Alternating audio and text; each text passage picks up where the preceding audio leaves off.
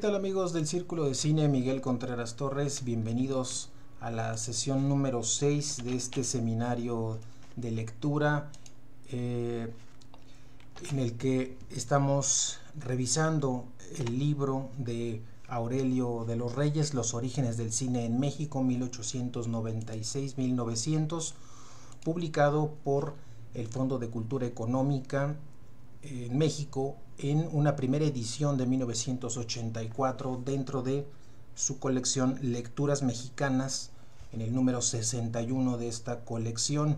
Hoy vamos a revisar el capítulo número 6, que tiene que ver con la caída, cómo es que este cinematógrafo va a partir de lo que se entiende de él como un instrumento, como un artefacto que refleja o muestra la realidad, cómo los distintos espectáculos que se van presentando para atraer la atención del público van también modificando la apreciación que el público tiene al respecto, y cómo va también entrando en un proceso de caída o de crisis. Eso lo vamos a revisar en el capítulo de hoy, un capítulo no muy grande, no muy extenso, en el que Aurelio de los Reyes va a revisar este sentido de fraude que el público percibe respecto al contenido de lo que el cinematógrafo va a mostrar, y por otro lado también como un subtema el de la expulsión de este cinematógrafo de los principales centros de exhibición. Ese será el capítulo de hoy. Antes de comenzar, los invito a que nos dejen su me gusta, a compartir el enlace de la transmisión para que pueda llegar a más público, y también comentarles que estas sesiones, estas transmisiones que hacemos en vivo desde la Ciudad de México, se quedan alojadas en el carrete de videos de nuestra página Círculo de Cine Miguel Contreras Torres, para que ustedes las puedan consultar, las puedan escuchar el día, la hora y las veces que ustedes deseen. Lo ideal es que ustedes tengan también en sus manos el libro y que juntos podamos ir haciendo la revisión, de manera que los subrayados que yo hago y los subrayados que ustedes hacen, podamos a partir de ellos establecer un diálogo, un intercambio de ideas en torno a los textos. La idea principal es sin duda el texto que se va a comentar. Así es que vamos a iniciar esta sesión número 8 con el capítulo 6, que se titula La caída. El primer subtema del capítulo es el fraude. En este apartado, Aurelio de los Reyes nos habla de cómo, pasada la novedad del cinematógrafo, los intelectuales poco se ocuparon de él. Vieron en este aparato algunas posibilidades, como por ejemplo un sustituto del libro, un medio para estudiar los movimientos de los animales, el vuelo de las aves, pero como no fue esto aplicado en el ámbito científico en su momento, pasó entonces a ocupar un segundo plano. Hasta 1899 los cinematógrafos de la Ciudad de México pasaron casi inadvertidos para la prensa. La gente, en cambio, los va a convertir en una necesidad para poder tener momentos de esparcimiento y de diversión. En México, el optimismo que despertó el cinematógrafo radicó por el hecho de que captaba la verdad. Es esta visión que se tenía en México del cinematógrafo, su sentido de realidad. La primera película que reconstruía un hecho causó enojo de un diario de la época, al grado de que denunciaron públicamente esto como un engaño, como que la película había engañado a los espectadores al simular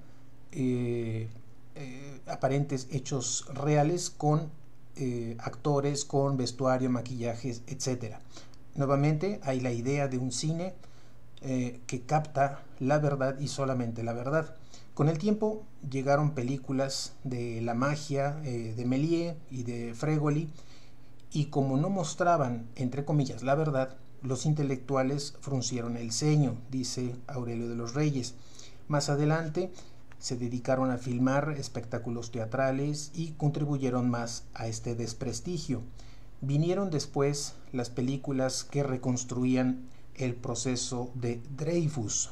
¿Quién era Dreyfus? Bueno, ese fue un caso, el caso Dreyfus, era un caso de un capitán del ejército francés de origen judío alsaciano que fue acusado de haber entregado a los alemanes documentos secretos.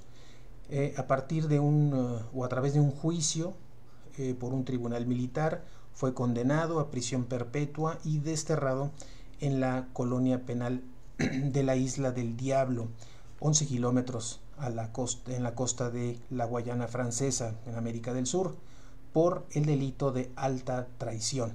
Este suceso fue recuperado, fue representado en 1899 por Georges Méliès a través de 11 cortometrajes muy breves, cortometrajes de 1 minuto, donde se va a mostrar este famoso caso Dreyfus. El periódico El Mundo narró cómo un norteamericano había tenido la audacia de falsificar la realidad al maquillar actores para que tuvieran semejanza con Dreyfus y su mujer. En la página 134 de este libro comenta Aurelio de los Reyes que el cinematógrafo y el fonógrafo no solo no mostraban la verdad, sino que la alteraban. Recuerden ustedes que cuando hablamos del fonógrafo también, en estos cintas, en estos rollos de cera, también había una crítica en los medios de cómo es que en estos rollos de cera podía simularse un gran aplauso y unos grandes bravos a un cantante o un actor o un cantante o un cantante que simularan un éxito y que de alguna manera eso también sería una causa de alteración de la verdad o de la realidad. También nos dice que el cinematógrafo se burlaba de la buena fe de las personas. Su descrédito incrementó con las exhibiciones para hombres solos. También ahora en el apartado que tiene que ver con la expulsión, es el siguiente subtema de este capítulo, en la página 135, comenta Aurelio de los Reyes que al principio el cinematógrafo fue una conquista de la ciencia, se vio como una posibilidad de avance científico y dadas sus características tenía también similitud con el teatro. ¿Por qué? Porque también el cinematógrafo se proyectaban en salones grandes y aceptaba un gran número de público, muy similar a lo que sucede en el teatro, y pronto el periodismo mexicano empezó a confundir al cinematógrafo con el género chico. Es difícil saber, dice Aurelio de los Reyes, cuándo se habla de uno y cuándo se habla de otro en la prensa de la época. Los periodistas en realidad nunca asistieron a los demás locales que exhibían solamente las películas. Creían que todos ofrecían los mismos espectáculos. Por eso hay tan pocas noticias sobre el público y sus reacciones ante los filmes. En la página 136 comenta que el cinematógrafo y el género chico iban de la mano y coincidieron como una forma de satisfacción del público. Algunas veces los empresarios combinaron ambos espectáculos y también el género chico va a ser expulsado de este Parnaso por considerarlo arribista. En la página 137 expone cómo la prensa católica reconocía dos categorías en el teatro. Por un lado, el que sirve de simple pasatiempo, las funciones de acróbatas o las carreras de caballos. Y, por otro lado, el que sirve de enseñanza, ilustración y moralización. En realidad, estaban estos diversos caminos por ambas posturas los diarios de la época, los diarios científicos, y que llegaban a la misma conclusión. Las obras, en consecuencia, deben ser desechado del lenguaje, debe ser dechado de lenguaje y de buenas costumbres. Se vivía en base a una moral convencional muy acorde con los tiempos. Estaban contra el naturalismo en el teatro porque intentaban mostrar al hombre tal cual es. Las obras modernas de entonces eran imposibles de representar por las humildes pensionistas del Sagrado Corazón. El teatro debería imitar los usos, costumbres y modales del hombre circunspecto y mesurado. En la página 138 nos habla de las zarzuelas, cómo es que estas obras, que fueron el antecedente inmediato del cinematógrafo, resultaron lo contrario a los conceptos teatrales vigentes. De ahí que hay una indignación de los círculos intelectuales contra estas diversiones. Cuando surgió la zarzuela, a mediados del siglo, en España, los académicos la van a calificar como una expresión híbrida. Y dice un fragmento de la nota El Teatro Cristiano, que se publicó en La Voz de México, un 11 de mayo de 1899, y decía lo siguiente: porque no tenía las facciones del melodrama ni las del drama en toda su pureza, era una intrusa que revestía los atavíos de Euterpe y Talía, y que a toda prisa debía ser expulsada del Parnaso. Pasaron para siempre aquellos castos ademanes de la risueña advenediza.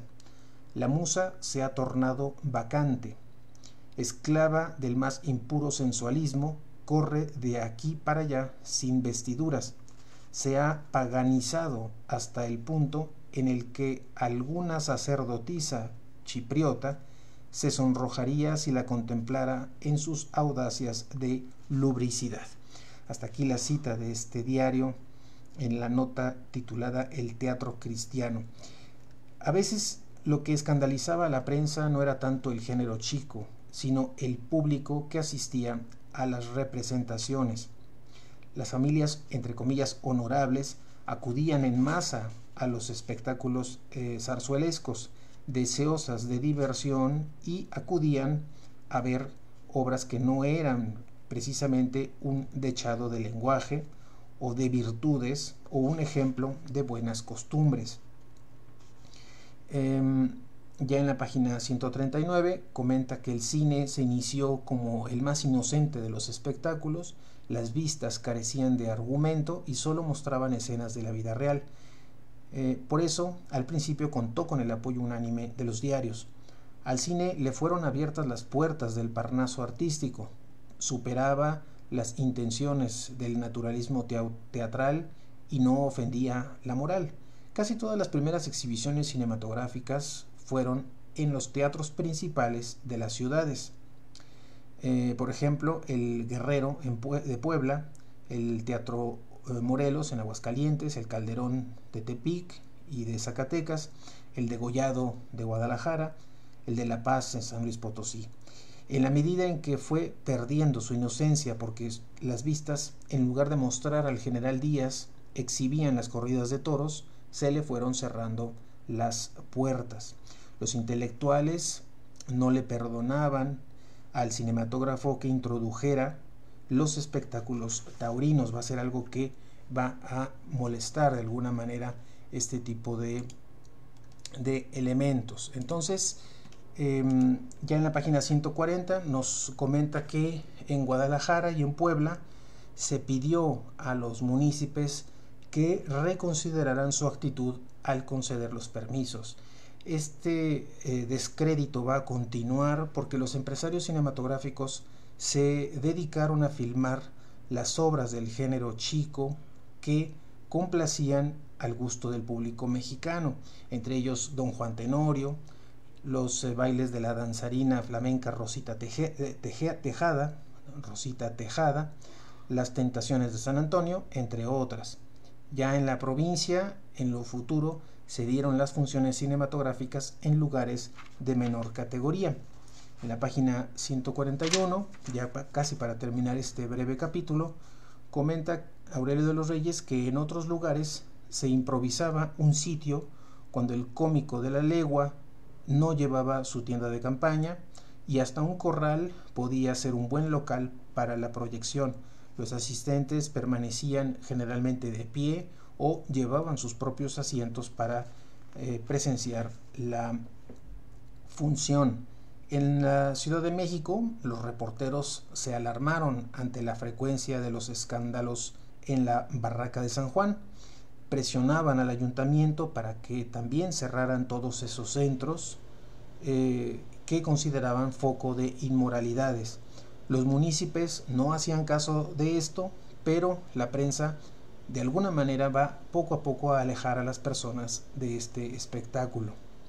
Para los salones que estaban ubicados en el corazón de la ciudad empezaron a cerrar sus puertas. Por ejemplo, en octubre de 1899, el Salón de Variedades de la calle del Coliseo ya no quedaba más que la cantina. En mayo de 1900 se cierra el Cinematógrafo Lumière de la calle de 5 de Mayo y el Salón Novedades de la calle de Plateros. Los capitalinos estaban perdiendo repentinamente los centros que, al decir de la prensa, les habían ayudado a olvidar sus penas y abandonar las borracheras. Se observó también la relación directa entre la cantidad de espectáculos y la disminución en el alcoholismo y la criminalidad. Para julio del año 1900, el señor Eugenio Conde presentó a los municipios un contrato que estipulaba el arrendamiento de terrenos por 20 años para la construcción de teatros de cal y canto en lo que antiguamente habían sido espacios para el cinematógrafo. En estas plazuelas en donde ya estaban las carpas del cinematógrafo, bueno, ya el ayuntamiento empieza a autorizar la construcción de teatros para otros fines que ya no son el cinematógrafo. Concluye Aurelio de los Reyes este capítulo sobre la caída diciendo que en solo 4 años de la presencia del cine en México, este cine se había ganado la antipatía y el odio de las clases, entre comillas, activas del país. Los empresarios de estos jacalones se fueron de cómicos de la legua para sobrevivir a la situación económica de la capital. Fueron entonces a recorrer el interior del país, aliviaron un poco el tedio y dieron a conocer su país y otras naciones a través del cinematógrafo. Después de todo, el cine también era un vehículo de conocimiento. Así termina este capítulo en donde Aurelio de los Reyes nos muestra esta caída del cinematógrafo, o al menos en la Ciudad de México, en este sentido de fraude que el público va a captar, o la prensa también va a captar, un cine que primero captaba la realidad, la verdad, pero después, al incorporar historias o incorporar otro tipo de temáticas, lo van a entender como un fraude, como que ahora el cine ha dejado de tener esa cualidad inicial. Y por otro lado, cómo es que se va desarrollando la expulsión paulatina del cinematógrafo en la ciudad, y cómo va también a tener su presencia cada vez menor en los distintos estados de la República Mexicana. Hasta aquí termina entonces este capítulo en el que Aurelio de los Reyes habla de este aspecto de la caída en el libro Los orígenes del cine en México, 1896-1900, publicación del Fondo de Cultura Económica, en una edición, primera edición de 1984. El día de mañana continuaremos con el siguiente capítulo, que se llama El cine rompe fronteras. Así es que los invito a seguir con nosotros el día de mañana a las 10 de la noche para continuar la revisión de este interesante libro que supone hacer una revisión sobre todo hemerográfica de las principales fuentes de los inicios, los orígenes de la presencia del cine en México. Así es que los esperamos el día de mañana a las 10 de la noche para continuar con este seminario. Mientras tanto, les deseo que tengan una excelente noche. Mi nombre es Fernando Saldaña y nos escuchamos el día de mañana. Muchas gracias.